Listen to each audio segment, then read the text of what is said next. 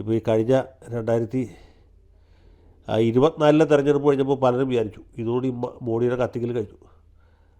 ചന്ദ്രബാബു നായിഡു ഇടത്തോട്ട് വലിക്കും, നിതീഷ് കുമാർ വലത്തോട്ട് വലിക്കും, അതോടുകൂടി മോഡി ഇരിക്കക്കുത്തായിട്ട് വീഴും എന്ന്. പക്ഷേ ഒന്നും സംഭവിച്ചില്ല.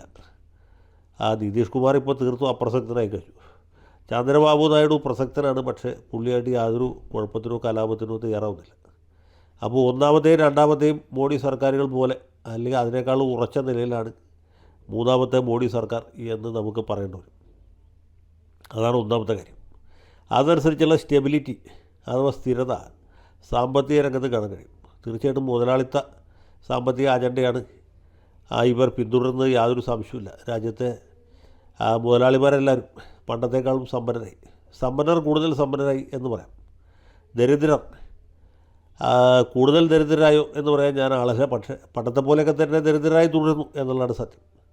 പിന്നെ നിയമനിർമ്മാണങ്ങളൊക്കെ മൻമോഹൻ സിംഗിൻ്റെ സമയത്ത് തൊട്ട് അല്ലെങ്കിൽ നരസിംഹത്തിൻ്റെ സമയം മുതൽ തന്നെ മുതലാളിമാർക്ക് അനുകൂലമായിട്ടാണ് തയ്യാറായിക്കൊണ്ടിരുന്നത്. ഇപ്പോഴും അതിന് യാതൊരു മാറ്റമില്ല. ഏറ്റവും അവസരം നിലവിൽ വന്ന ലേബർ കോഡ് മാത്രം നോക്കിയാൽ മതി. തൊഴിലാളികളുടെ താല്പര്യം സംരക്ഷിക്കാനെന്ന വ്യാജേന തൊഴിലുടമകളുടെ ക്ഷേമവും ഐശ്വര്യവും ഉറപ്പുവരുത്തുന്ന രീതിയിലുള്ള നിയമങ്ങളാണ് ഉണ്ടാക്കിയിട്ടുള്ളത്. പിന്നെ മറ്റൊരു പ്രത്യേകത വെച്ചാൽ ഹിന്ദുത്വ അജണ്ട കൂടുതൽ ശക്തമായി കൂടുതൽ കാർക്കശ്യത്തോടെ നടപ്പാക്കാൻ തുടങ്ങി എന്നുള്ളതാണ്. കാശ്മീരിൻ്റെ പ്രത്യേക പദവി ഇല്ലാതാക്കി, മുത്തലാഖ് നിരോധിച്ചു, അതുപോലെ ശിക്ഷാർഹമാക്കി.